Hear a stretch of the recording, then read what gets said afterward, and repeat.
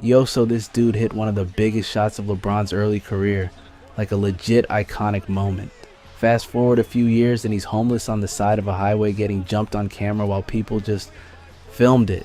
This is the story of Delonte West, and where he's actually at right now might genuinely surprise you.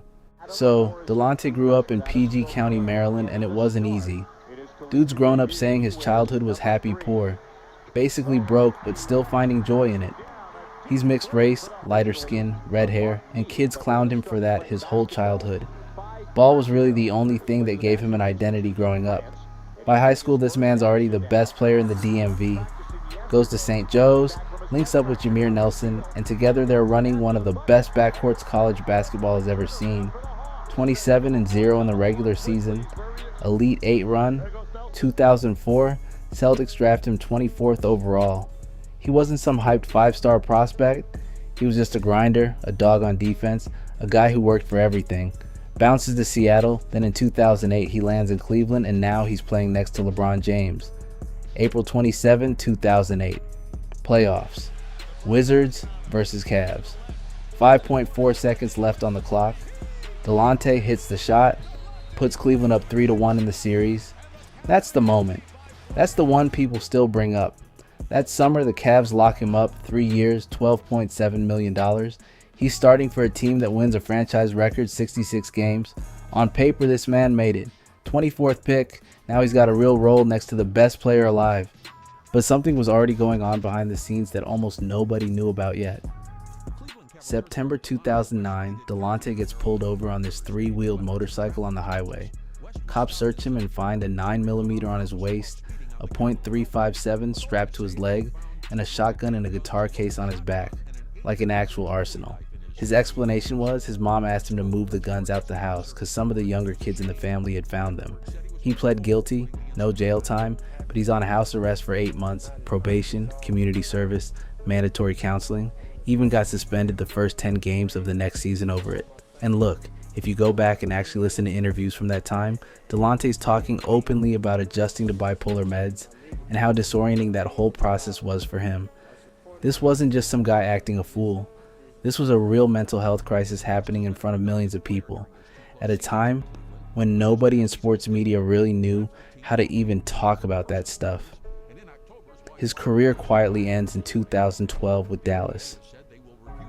And then for a few years, he basically disappears.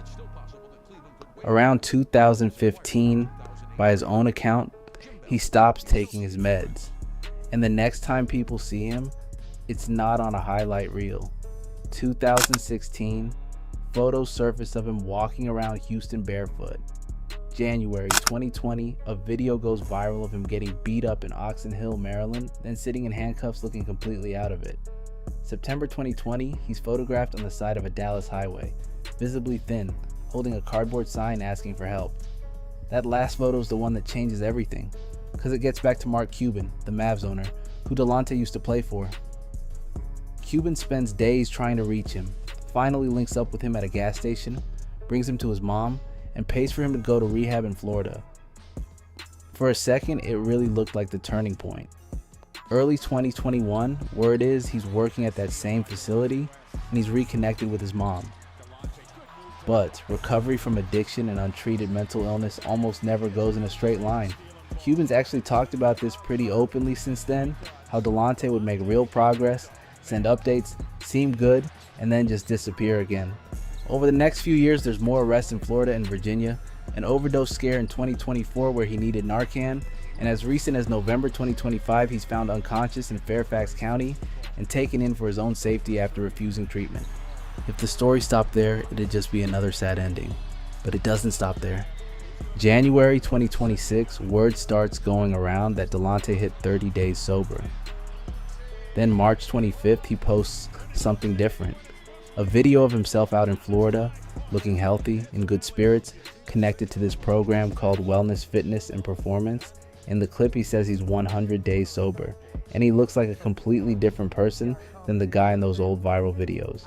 Clear eyes, smiling, actually present. People close to him are being careful about it, and honestly that makes sense given how many false starts this story's had. But right now, this is the longest stretch of real stability he's shown publicly in years. And after everything, the diagnosis nobody understood at the time, the years on the street, random people filming him at his lowest instead of actually helping, that stretch actually means something. Mark Cuban said something after one of Delonte's earlier relapses that stuck with people. Mental illness is real, and you can't just wish it away. That's true for the falls. It's also true for the comeback. This story's not over, but right now, in 2026, Delonte West is choosing to keep fighting, and for a guy people wrote off years ago, that's worth paying attention to. Delonte West hit a game winner next to LeBron James. He also spent years getting filmed at his absolute lowest by people who saw content instead of a person going through it. Both of those things are true, and so is this. Right now, he's 100 days sober and rebuilding. Real comebacks don't come with fireworks. Sometimes it's just somebody getting through one more day. If you're into these deeper sports stories, subscribe and drop a comment who I should cover next.